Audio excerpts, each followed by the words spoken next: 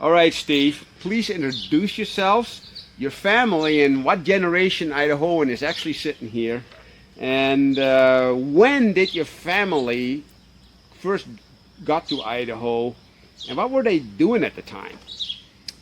My name is Stephen C. Robertson. I'm a fourth generation Idahoan. Now we have fifth and sixth living at the winery, all Idahoans. The Dutch side of the family came in 1885 from Nebraska. In the early days, Idahoans were primarily ranchers, bankers. Idaho was the gem state, so there was lots of mining going on, and the family took advantage of that, and statehood was in 1890, and they were instrumental in creating Idaho politics here. I was born in Boise. We went to school in Oregon. My wife and I are from Oregon State University, and after university we went back east and went to cooking school at the Culinary Institute, and then we lived in Europe, developed an interest in wine, food, and back here in '74. Okay, so let me ask you about that culinary training that you get. Tell us a little bit more, tell us about that culinary training at the American Culinary Institute in Yale. Yes. When was that, and what are some of the key experiences that you still recall that you feel shaped your further interest and life story? In 1971, right after getting married, we headed off to the Culinary Institute of America, at that time in New Haven, Connecticut. Started in 1949 by the president of Yale's wife. And we were one of only two Westerners, two married couples. And the culinary was a 2-year institution primarily to train men, and at that time finally women, as there were no other institutions in America and not too many, if any, in Europe. The Culinary Institute after college was a real eye-opener. We obviously not only studied food, hospitality, but we were introduced to wine, and I was introduced to people in New Haven in the wine industry and became very interested in it. I met some top wine retailers, had a mentor, and became very much involved with wine and its relationship with hospitality and food. Leaving the Culinary Institute, we went and lived in Europe. We had planned on a year. Being out of America, unfortunately, we bought too much wine, and we were only able to stay for 9 months. And that was our introduction to European wines, and we closely became aficionados of primarily French, German, and Spanish wines. Okay. Can you tell us about your specific wine experience and training you received in Europe? Where all did you travel, and who over there had the biggest impact on your winemaking method and style? I don't think that we felt at that time, we didn't feel that we would become grape growers and winemakers. Our interest was in mainly in the people that were involved, the traditions. We thought that there was a future in America, which we just eventually jumped into in the importing and distribution of wine.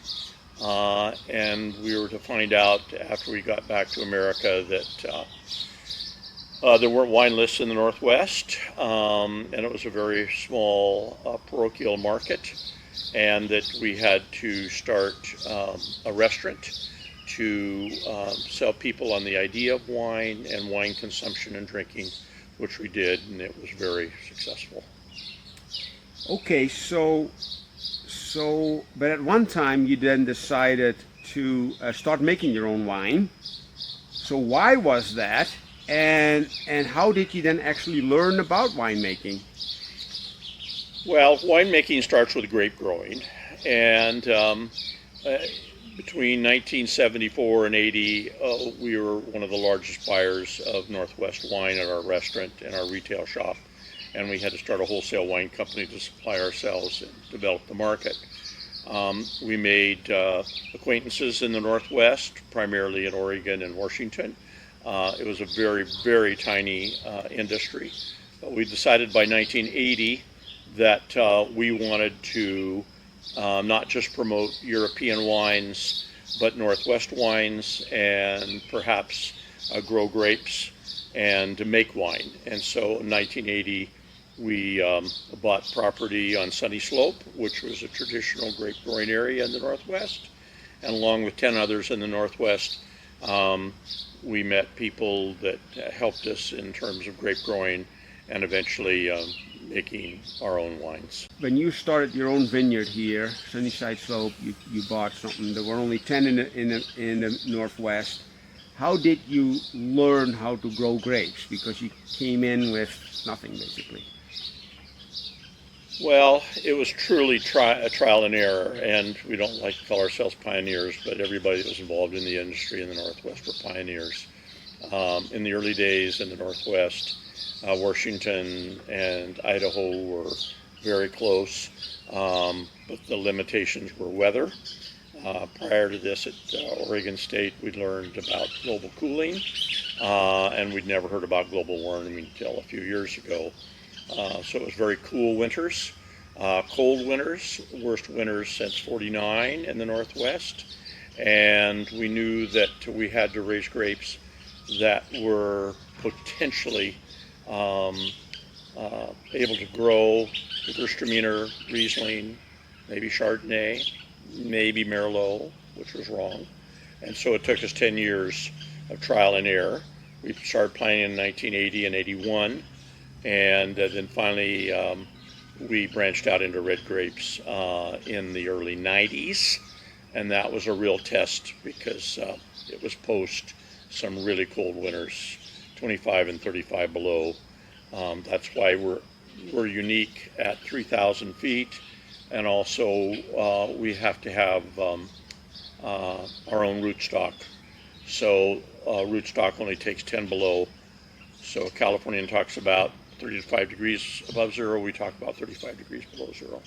So it's like everywhere, the grape has to struggle, and it really struggled in the 80s and 90s, and since then we've matured into more varieties. What is so unique about this site that's so conducive for these grape varieties? And then also tell us about the role of the river. In Idaho, you, like in most potentially grape growing areas, certainly in the Moselle and the Rhine and the Rhone and the Loire, close proximity to the river is very important, and that's primarily what we looked for. You need to be on a hill. Air flows like water, so you can't plant grapes down very close to the river. Actually, we're at the limits of how close you can get to the river, which is about a mile and a half, 2 miles away. You need good southern exposure. You can take a little east. West is very difficult. Our vineyard goes north-south, which is a very good site. This area is very small. It was limited to 3 families during the last 100 years, and site selection was not very broad. We didn't have a lot of choices, but we felt that this was a 7, 8, 9 site, and having our acquaintances see it in Washington, we thought it was one of the few sites available, and still is probably the most unique site in Idaho. So we planted north-south, Chardonnay, and eventually we were able to plant Merlot, Cabernet Franc, and we experimented with Syrah in the early 90s, which was a difficult grape at best in Idaho. It's turned out to be an excellent site, and it's grown along with us, and it's now proven after 43 years. What about the soil? How is the soil plays a role? So soil is important. The base here in Idaho is volcanic soils, which may be the most important attribute of it. We have fine sandy loam. It drains well, which is important. This is the desert, so we average 6 to 10 inches of rain a year. The grape needs a minimum of 18 inches, so we're lucky with irrigation. We're the last water on the High Line comes out of the Boise River, which was pioneered in the early 1900s, and we drip irrigate, and the soils need to be refreshed, very rocky, but the grapes, particularly the red grapes, have seemed to have been very, very successful, as well as the Chardonnay, on the very light volcanic soils. What about the trace elements in the soil? Trace elements we think are very important, as do the French. And the problems with the soils in Idaho is up on top, they're very, very sandy. I mean, they're 12, 15 feet of sand. Here on the lower slopes, we do have sand, which is permeable, but we have fine sandy loam. So the grapes get a lot of nutrition, and trace elements, the French believe, are one of the number one keys in coming out into the wine. Also, our primary, what we recognize now and did then, that because of our elevation, very warm days, very cool nights. Yesterday it was 95, got down to 50 at night. This is really, really unusual. There's only a couple other desert steppe areas that have this. So the grapes grow during the day, they mature, and at night they shut down. So they have natural high acidities, which is the most important part of winemaking. And the natural parts of it for us give us great longevity in our wines and bring out all the other flavors. So this is a very, very rare and unusual place. And we've known that, and now we take advantage of it in our wines, and we enjoy the high acidities because these are food wines. These are old world wines, but made in the New World style, which is certainly unique in America and most other parts of the world. The thing I think we learn most in Europe is the relationship, a symbiotic relationship between vines and people and wine.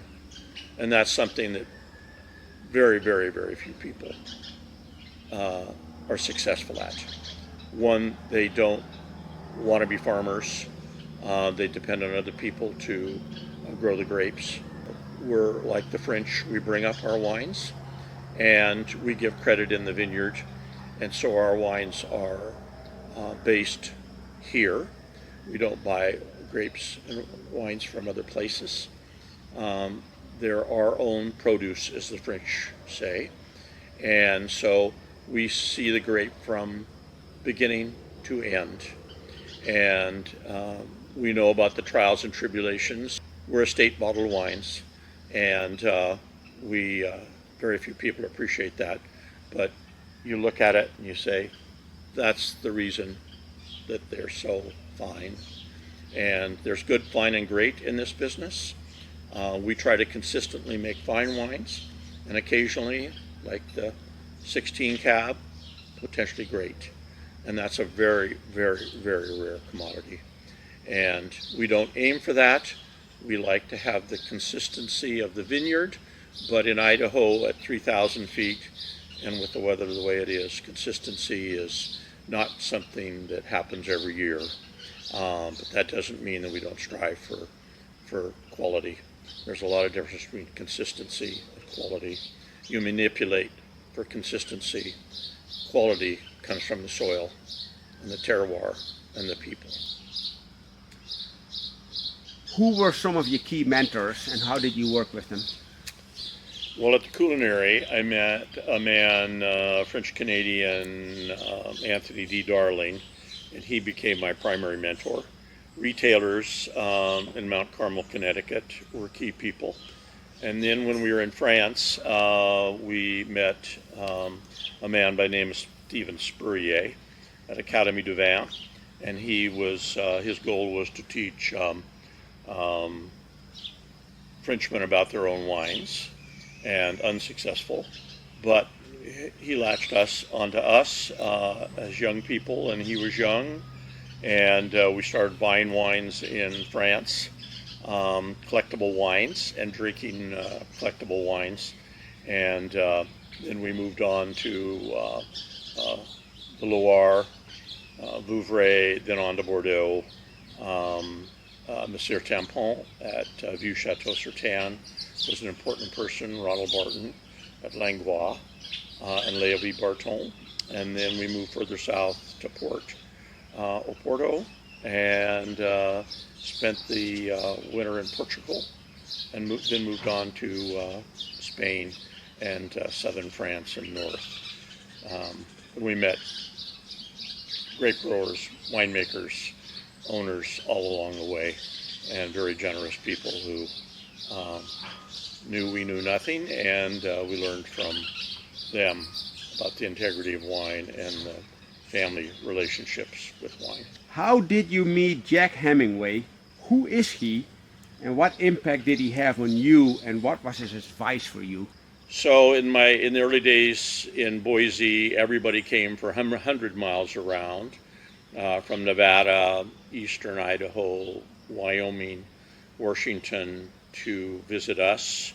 There were a number of reasons: the capital, hospitals, and I got to meet a number of expats.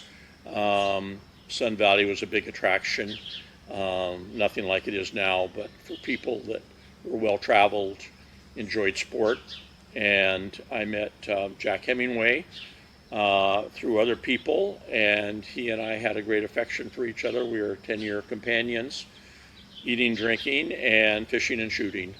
And Jack helped me a lot in terms of raising our children, 3 daughters each, and making sure that we didn't spoil them or overemphasize our sport, which was very important to both of us.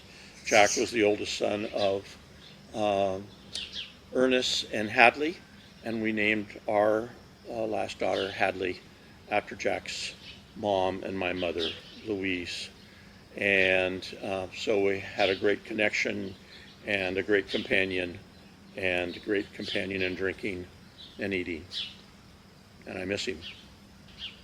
What was the secret to get all your girls involved in this wonderful family business?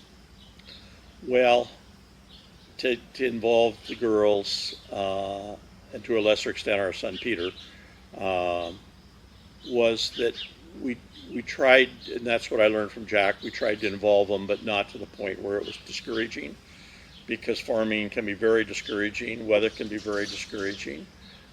They went out, got educated. Some of them went to the Culinary Institute of America post-college, furthered their interest in wine and food. They're all well-traveled, and by hook or by crook, they've all come back. Some of them just seasonally to help make the wines, and others that are almost full-time here at the winery.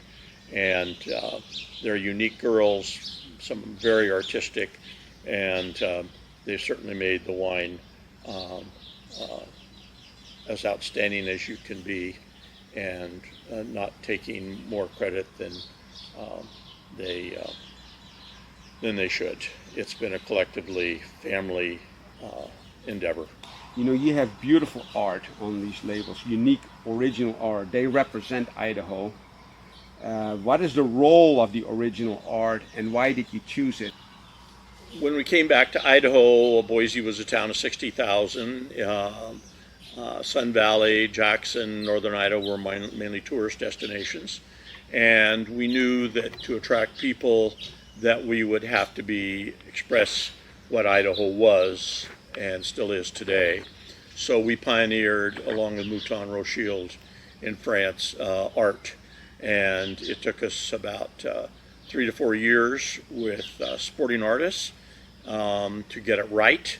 Then we've used family photographs because the family's been here a long time as ranchers and cowboys.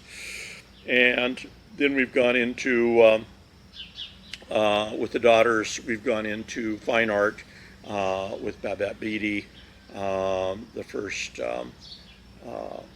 sports swimsuit model was painted and for us, and we continue to do that.